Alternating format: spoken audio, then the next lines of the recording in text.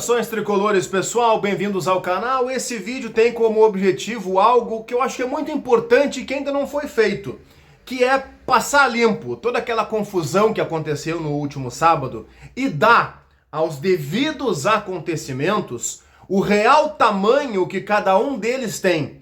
Porque muita coisa errada aconteceu, muita coisa foi falada e foi colocado tudo assim num caminhão, como se fosse um caminhão cheio de melancia, e como se tudo tivesse o mesmo tamanho, a mesma importância, e não é verdade. E sobre isso eu quero dizer a frase que inclusive eu coloquei na thumb, no card desse vídeo.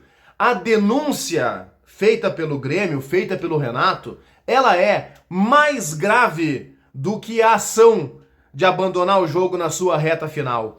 E eu vi muita gente preocupada em descer o cacete no Renato porque saiu mais cedo do campo, e eu não vou aqui nem sequer avaliar se foi certo ou errado. Isso aí o Grêmio vai definir internamente. Agora, o que eu preciso pontuar aqui é o seguinte: o Renato, pelo tamanho que ele tem, ele colocou uma luz muito importante sobre a discussão de arbitragem no futebol brasileiro.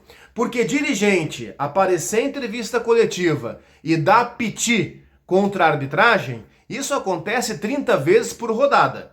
Já aconteceu no Grêmio, por exemplo. Primeira rodada, o Antônio Brum deu um pau na arbitragem depois do jogo do Grêmio contra o Vasco. Aconteceu na segunda rodada com outros clubes, na terceira com outros clubes, na quarta rodada aconteceu inclusive com o Inter, nosso rival. Foi lá o presidente, falou mal da arbitragem, que inclusive teve um pênalti no jogo do Inter, pro Inter, que não foi marcado. Foi lá o presidente, deu um pau na arbitragem, como acontece em todas as rodadas.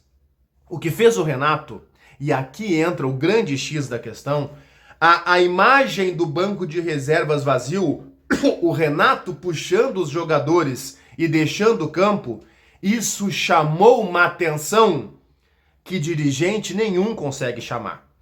E aí na entrevista coletiva, o Renato aparece e faz as denúncias que fez contra a arbitragem. O Renato deu um tamanho diferente, o Renato deu holofotes. Até porque, observem que a bronca do Renato não foi com critério de arbitragem, a bronca do Renato não foi com falta invertida no meio campo, a bronca do Renato não foi com pênalti mal marcado, bem marcado, não foi com a expulsão mal ou bem colocada dentro de campo.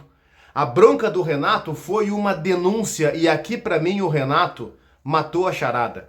Aqui pra mim o Renato ganhou credibilidade na reclamação dele, embora é óbvio que a gente sabe que se o Grêmio tivesse vencido, o Renato não ia dar o showzinho que deu. É óbvio que quem ganha não reclama. A gente sabe disso. Mas mesmo assim, o que o Renato fez foi dizer que o Grêmio não perdeu por erros da arbitragem. Mas o Renato fez uma denúncia, e nessa denúncia ele deu nome aos bois. Ele disse: trata-se de um sujeito chamado Jailson Macedo Freitas, presidente da Federação de Árbitros da Bahia, e ele estava na beira do campo onde não poderia estar, portanto fazendo uma interferência externa clara, flagrante, buzinando no ouvido do quarto árbitro e, segundo o Renato, mentindo, porque o Renato garantiu que o Diego Costa não mandou ninguém para lugar nenhum, e o Jailson Macedo Freitas, segundo o Renato, foi no quarto árbitro e disse: ó, ele ofendeu, manda expulsar, aquela coisa toda. Interferência externa flagrante. Então, quando o Renato faz o que fez, a imagem do Grêmio deixando o banco de reservas, ela é muito forte. Mas a denúncia, ela é mais grave do que a ação de deixar o jogo no seu final.